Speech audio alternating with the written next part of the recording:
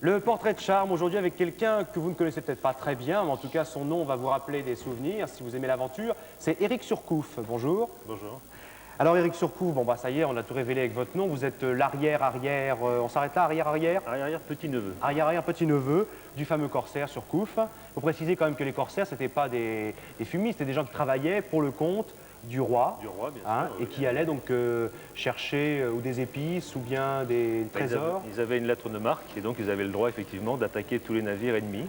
Et ils ramenaient beaucoup de trésors. Ils ramenaient bien sûr des épices, du thé, du café, du poivre. On fait souvent l'amalgame entre le corsaire et le pirate. Oui, c'est Rien vrai. à voir. C'est vrai. Bon alors, en quelques mots, votre portrait, tout petit déjà, vous vous intéressiez à la pêche sous-marine, à la plongée. Oui. Ensuite, vous avez eu des études agitées, m'a-t-on dit. C'était quoi vos études agitées? Disons que j'ai changé de nombreuses fois d'école, effectivement. Oui, ouais. c'était pas ça qui vous intéressait, quoi. Non, puis j'ai eu envie de partir à l'aventure très jeune. Alors, à 22 ans, c'est l'Amazonie, les Antilles.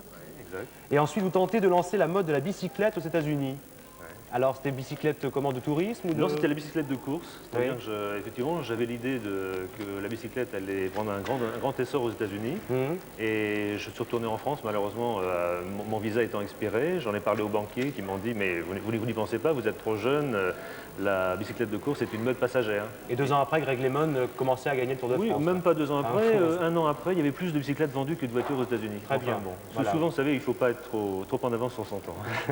Alors ensuite, vous avez monté une agence de voyage, une agence de photos, ce que vous tenez avec votre femme en ce moment, je crois. Actuellement, oui. Et alors, Photo et dessinateur de publicité. Ouais. et alors en 80, vous vous intéressez enfin à ce qui va devenir votre passion, c'est-à-dire aller prospecter, aller chercher les épaves de superbes vaisseaux qui sont un petit peu des chimères. On dit toujours l'océan, les océans sont pleins d'épaves, pleines de richesses, et on n'en voit jamais la couleur. Et vous, en 80, donc, vous avez participé à l'expédition pour rechercher l'épave de l'Oxford. Oui, l'Oxford qui était le navire amiral du roi des flibustiers, qui s'appelait Henry Morgan. Ouais. Et ce bateau contenait un trésor très intéressant. C'était la première fois qu'une opération, disons, scientifique était montée pour localiser l'épave d'un navire d'un pirate.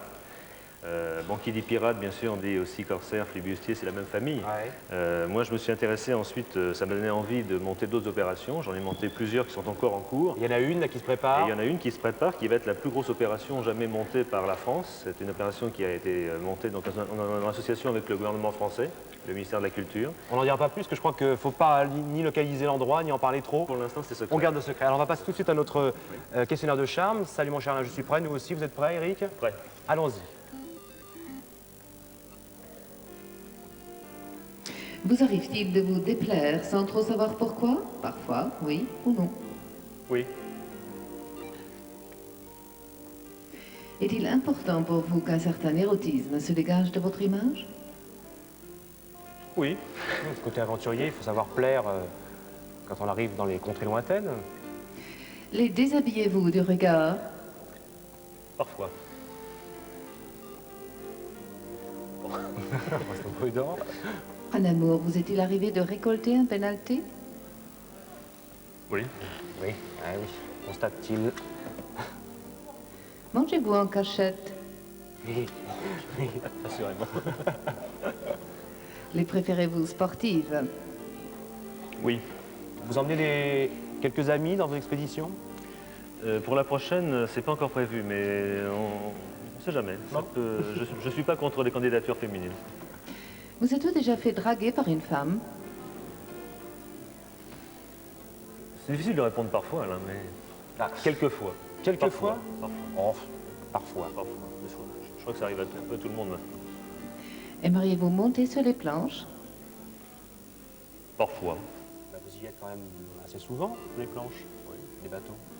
Non, je vais. Êtes-vous collectionneur? Non. Le miroir est-il votre plus fidèle compagnon?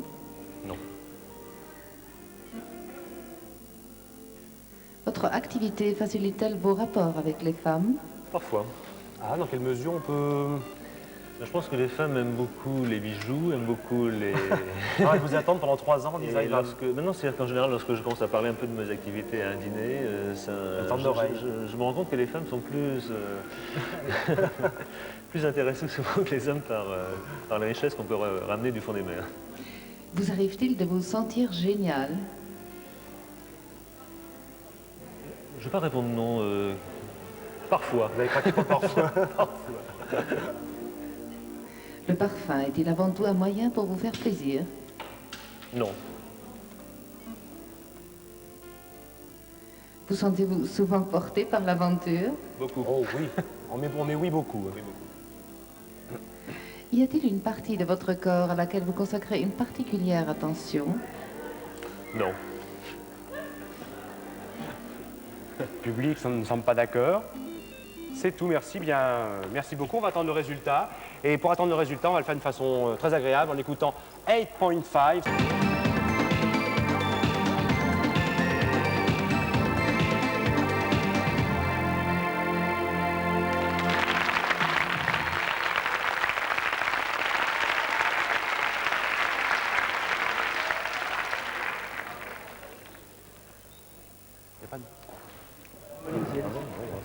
Voilà, eh bien, on va enchaîner tout de suite avec le résultat du portrait de charme. 9.5, la chanson s'appelait, je l'ai dit, Mary. Alors, Éric Surcouf, j'ai ici le résultat de l'autoportrait. Hein, vous allez voir tout de suite par la voix charmante de notre ordinateur de quoi il en retourne.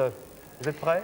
On écoute. Dans la vie quotidienne, vous êtes dynamique et fonceur, vous prenez des risques et vous n'hésitez pas à trancher dans le vif. Vous faites fi des contingences et vous privilégiez l'action. Vous avez parfois la fâcheuse habitude de promettre plus que vous ne pouvez tenir quand votre enthousiasme naturel prend le dessus. Dans vos rapports avec les autres, vous êtes plutôt attentif au qu'en dira-t-on. Bienveillant et de grand cœur, vous êtes toujours disponible.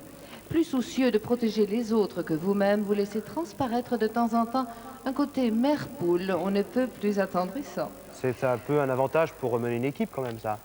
Oui, Côté oui, Mère-Poule. oui, de toute façon, vous savez, tous les membres de mon équipe sont logés plus ou moins à la même enseigne et on est tous sur un bateau, on est tous ensemble, donc il faut qu'il y ait un esprit de famille. Hein. Continue. Et la séduction, vous la pratiquez d'une façon instinctive, plus comme un jeu que comme une stratégie. Vous improvisez selon votre style très personnel. Pour vous, c'est toujours la première fois et vous aimez autant le sucre que le piment. Les plaisirs possèdent une infinité de nuances dont vous savez goûter chaque saveur. Portrait fidèle. Non, c'est bien. C'est très bien Très, très bien. Bon, bah, écoutez, je vous laisse le résultat, vous le mettrez sur le bateau et puis vous penserez à nous quand vous serez à la recherche des trésors miraculeux. Merci. Mais vous savez, de toute façon, les trésors, c'est quelque chose qui est difficile à obtenir. Ça demande de gros moyens, ça demande des techniques très compétentes, des équipes encore plus compétentes. Et là, maintenant, je suis content parce que je suis arrivé au bout de mes peines. Bon, bah, Maintenant, vous souhaite on une va bonne pouvoir pêche en partir. tout cas. Merci Eric Surcouf. Merci.